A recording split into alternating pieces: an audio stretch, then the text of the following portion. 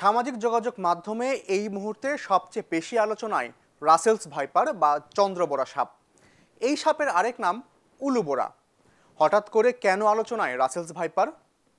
যতটা ভয়ঙ্কর রূপে উপস্থাপন করা হচ্ছে এই সাপকে, আসলেই কি ততটা ভয়ঙ্কর? সবকিছুই জানবো, দেখুন ভিডিওটি শেষ পর্যন্ত।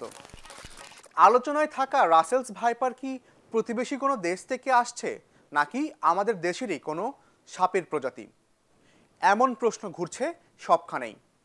1992 সালে বাংলা একাডেমি থেকে প্রকাশিত বাংলাদেশের সাপ বইয়ে বন্যপ্রাণী বিশেষজ্ঞ মোহাম্মদ আলী রেজা খান বলেছেন, চন্দ্রবোরা সাপ রাজশাহী বিভাগের সর্বাধিক পাওয়া যায়, অন্যত্র আছে তবে তেমন দেখা যায় না। চট্টগ্রাম মেডিকেল কলেজের ভেনম রিসার্চ সেন্টারের তথ্য বলছে 2013 থেকে 2016 সালের মধ্যে 9টি জেলায় চন্দ্রবোরা সাপ দেখা গেছে। 2018 সালে এই সাপ থাকা জেলার সংখ্যা বেড়ে হয় 11টি। 2023 সালে 23টি জেলায় এই সাপ নথিভুক্ত করেছিলেন ভেনম রিসার্চ সেন্টারের গবেষকেরা। সর্বশেষ 2024 সালে জেলার সংখ্যা আরও বেড়েছে। 2013 থেকে 2024 সালের মে মাস পর্যন্ত 32টি জেলায় এই সাপ দেখা গেছে। জেলাগুলোর তালিকায় আছে নীলফামারী, দিনাজপুর, রংপুর, বগুড়া, চাঁপাইনবাবগঞ্জ, রাজশাহী, পাবনা, নাটোর, যশোর, সাতক্ষীরা, খুলনা, বাগেরহাট, চট্টগ্রাম, রাজবাড়ী, ফরিদপুর, মাদারীপুর, শরীয়তপুর, মানিকগঞ্জ, ঢাকা, মুন্সিগঞ্জ, কুষ্টিয়া, চুয়াডাঙ্গা, মেহেরপুর, ঝিনাইদহ, চাঁদপুর, নোয়াখালী, লক্ষ্মীপুর, ভোলা, বরিশাল, পটুয়াখালী, ঝালকাঠি ও বরগুনা। রাসেলস ভাইপার বা চন্দ্রবোরা সাপকে বিলুপ্তপ্রায় সাপ হিসাবে অনেক জায়গায় উপস্থাপন করা হচ্ছে। যদি বিলুপ্তপ্রায়ই হয়ে থাকেন, তাহলে এখন কিভাবে এত সাপ পাওয়া যাচ্ছে? বিষয়টি জানতে চেয়েছিলাম এমন একজনের কাছে, যিনি দীর্ঘদিন ধরে সাপ ও সরীসৃপ উদ্ধার ও গবেষণার কাজ করছেন। চাঁপাইনবাবগঞ্জ থেকে আমাদের সঙ্গে যুক্ত হয়েছেন চট্টগ্রাম মেডিকেল কলেজের ভেনম রিসার্চ সেন্টারের বোরহান বিশ্বাস। চলুন শুনি তিনি কি বলেন।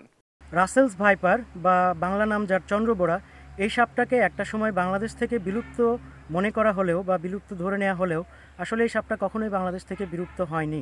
বাংলাদেশের বরেন্দ্র অঞ্চলে এটা টিকে ছিল এবং খুব মোটামুটি সংখ্যা একটু কম ছিল, বাট টিকে ছিল এই সাপটা। তবে বর্তমানে যে সমস্যাটা আমাদের দেশে ছড়াচ্ছে, পদ্মা নদী এবং নদীর চর এবং উপনদী, পদ্মার যে শাখা নদী বা উপনদীগুলোর মাধ্যমে এটা ছড়াচ্ছে এবং সেই জায়গাগুলোতে কিন্তু সংখ্যা বৃদ্ধি হয়েছে। আমরা কিছু রিসার্চ পেপারে দেখেছি রাসেলস ভাইপার বা ভাইপ্রিডি গোত্রের যে সাপগুলো আছে, এরা যদি কোনোভাবে তাদের বিরূপ আবহাওয়া বা বিরূপ হ্যাবিটেটে যদি তাদের অবস্থান হয় এবং সেখানে থাকতে হয়, তাহলে কিন্তু তাদের সংখ্যা বৃদ্ধিটা এরা ইচ্ছে করেই করে এবং সংখ্যা বৃদ্ধি তারা ন্যাচারালি করে।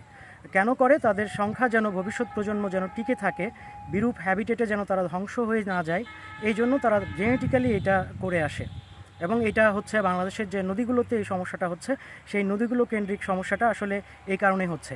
আমরা গত 7-8 বছরে যে পদ্মা নদী কেন্দ্রিক জুভেনাইল রাসেলস ভাইপার যেগুলোকে সেক্সিং করে দেখেছি তাদের সেক্স ফাইন্ড আউট করার জন্য, সেখানে দেখেছি যে আমাদের প্রায় 78% বেবি যেগুলো আমরা পেয়েছি সেগুলো ছিল ফিমেল।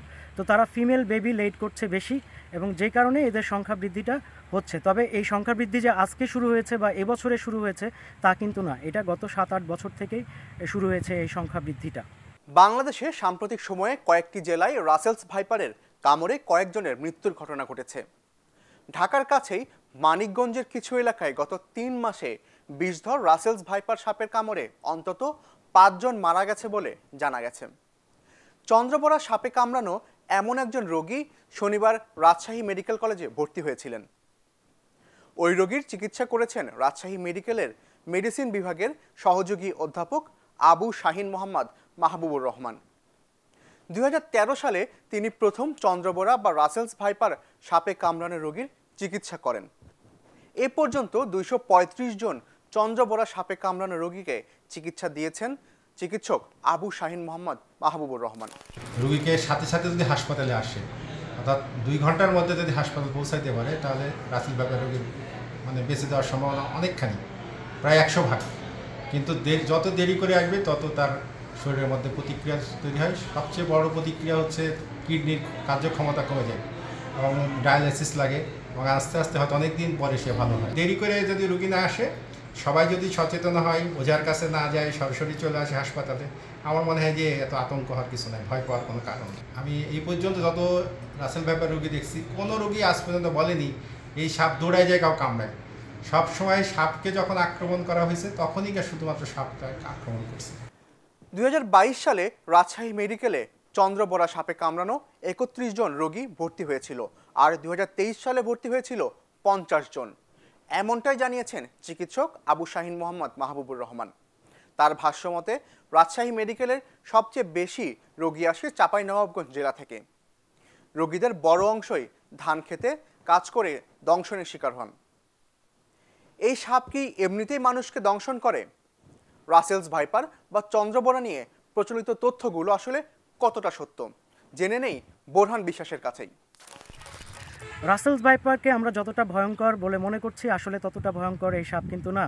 যেমন এর সম্পর্কে কিছু ভুল তথ্য ছড়িয়েছে, যেমন হচ্ছে যে এই সাপ তীরে এসে কামড় দেয়, বা এটা বিভিন্ন জেলার মধ্যে ঢুকে পড়ছে, বা এটা হচ্ছে খুব ক্ষিপ্র গতিতে তাড়া করে কামড় দেয়, বা মানুষের বিছানায় উঠে কামড় দেয়।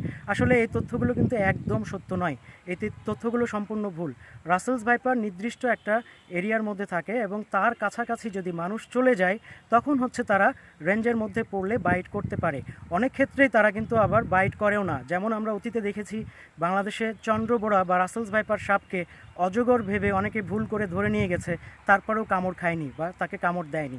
সেক্ষেত্রে রাসেলস ভাইপার যে সবসময়ই কামড় দেয় এটাও কিন্তু সত্য না।